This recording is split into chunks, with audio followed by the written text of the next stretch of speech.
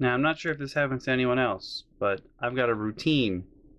I got a dinner routine going. And this is what happens every night at dinner. Dinner. Okay, I heard you. I'm coming. Give me a sec. Every day, I get called to dinner. Holy crap, it's really dark. It's not even that dark in my house. I get called to dinner every day. And every day we go through this. Every day. Every day. She calls me to dinner about 8 billion times. And then I come to do the bathroom. I come to do the bathroom. I come to the bathroom. To go to the bathroom. And she continues to call me after I've already acknowledged, I heard you. I heard you the first like 16,000 times. Can a guy shit in peace? It's not even a shit most of the time. Most of the time I just come here to pee. It doesn't take that long for me to pee, but it takes me a long time to pee when you make me angry because you keep calling me to frickin' dinner every 16 seconds. Stop it. Hold on. It's not even ready. My mom loves to call people to dinner when it's not ready. You have like another half hour, so you'd just be sitting there anyway. So I just can't a guy urinate in peace? When someone meets my family, they inevitably ask, "How are you, you?" Why is that, you ask? Have I got a story for you? This episode is called the Monday routine because we have a routine in this household. Every Monday, the neighbor comes over, mom's dating, and he comes over, and on Monday nights, my mom and him eat dinner here, and I have to be there, or she'll get really, really mad. So, and it's not like basically I'm a chaperone on their date. I have to sit there at the table with them while they eat, and I can't really say anything, because if I open my mouth, then my mom gets mad. So I basically have to sit there in silence. And there's also the fact that my mother calls me like 8 billion times to dinner when it's not even ready. So I have to come down there and sit there, but can't talk because anytime I open my mouth, my mother gets angry. And it's really frustrating to have to be there every Monday. And I really don't like Mondays. It's like a waste of a couple hours while I have to sit there and watch. And why? Why do I have to be there for you on your date? And like she makes them even more awkward than they already are. Like once or twice, she invited my neighbor's son over, he actually went to New Paltz too, but I didn't know him. He's a year older than me. And she invited him over for dinner one time on Monday. And the two of them went for a walk after, and they're like, okay, you two play nice now. And he's a year older than me. This was like last year. So that was really awkward. And because his father's not a fucking idiot, he lets his son not hang out with them while they're on dates, but I have to be there. And it's really infuriating. When I say I have to be there, all right, so this one time, the Banshee, while Ooh was still here, Banshee called up the house. She's like, hey, can I come over? Can I take Scott and Ooh out for dinner tonight? And I want to text her back, no! We're going to have a nice dinner with the neighbor tonight. It's Monday. And me and Ooh look at each other and we're like, bye! And we just leave. But, like, seriously, my mother insists that we all be there because our neighbor has seceded. We're a loving family and we like each other, but we don't. We fucking hate each other. Like, the favorite child is staying here now. Oh, she's out of the house now, or you'd hear screaming babies. But, like, favorite child was arguing with me the other night. She was like, no, the Banshee gets a pass because of her mental imbalance. And I'm like, no, she does not. And she's like, you just have to love her and know that she is messed up. And I'm like, no. If you were with her every day, you would understand. And my sister's like, no! I'm so far away, I would love it every day. I would love it every day if they came to visit me. And I'm like, no, you wouldn't, you fucking liar. Because when the favorite child still lived here, she gave the Banshee a key to her house for some stupid reason. And the Banshee would just wait for her after work every day, just go into her house and wait there for her, eat all her food, and just wait there for her. And like the moment she walked in the door, they would just start fighting because they hate each other. Like, I might dislike the rest of my family, but like my two sisters hate each other. Oh, they hate each other. So she's a fucking liar. And oh my god, she's yesterday, they were screaming at each other. They were both holding one of the kids. They went outside to scream at one another, holding one kid each, and they're screaming and cursing and what have you.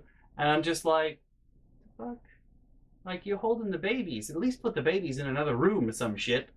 And I come upstairs, they're still fighting. They're outside on the porch, and my brother, the favorite child's husband, is in the bathroom. He's fixing something. And I poke my head in the bathroom, and I'm like, yo, bro, I'm pretty sure the crazy chromosome is the second X. And I lucked out, and I just walk away, and he's like, I have a daughter. And it was brotherly bonding. And then later that day, I go outside, and the Banshee's husband is fixing the lawnmower, and he's working on it. And now, when my sisters fight, they sound like DBZ characters. I swear to you, they sound like DBZ characters because you know the Banshee's always screaming, but that makes the favorite child scream too. But when they fight, they like charge, like they raise their power level. So you can't understand what they're saying sometimes because they'll be outside and it'll just be unintelligible and noises. So you'll just hear, ah! And then there'll be a slight pause, and then the other one will go, ah! And you're just like, oh damn, we about to have Super Saiyans in the house. Like, whoa, what's going on? So there was silence for a little while, and then we hear the Banshee because she's in the den. We're out in the garage working on the lawnmower. We hear the Banshee in the den. And she goes, I am the problem! And she comes outside to us, and she's perfectly calm. As she closes the door, perfectly calm now. She's already yelled and had her say. She walks over to me and her husband, my brother, working on the lawnmower. And she looks at me and she goes, how do you live with these crazies? And me and her husband stare at each other like, don't say anything, just stare. Monday. Oh, Mondays are weird because my mom doesn't really have a sense of humor. She might try sometimes to fake it, but realistically, she doesn't have a sense of humor. But she's one of those people that laughs at everything when there's someone around them that they like. So because she likes my neighbor, she giggles incessantly the entire day. Like, he doesn't even have to be around. She'll just be like, and it's really creepy to see a middle-aged woman being like, it's not cute because it's not even the giggle that she normally has. It's just, and you're like, oh, somebody's gonna die tonight. That's what that noise is. It's just somebody's gonna die. And a couple weeks ago, me and the Laundry King came back. We went out to eat, and we came back on a Monday. And we come in the door, and my mom's like, and she turns around because she's in the kitchen, and she's like, so let's just say this is her walking in. We open the front door, we come in, we hear, and then she sees us, and it's immediate. Like, it's just immediate. She recognizes us, that it's not our neighbor.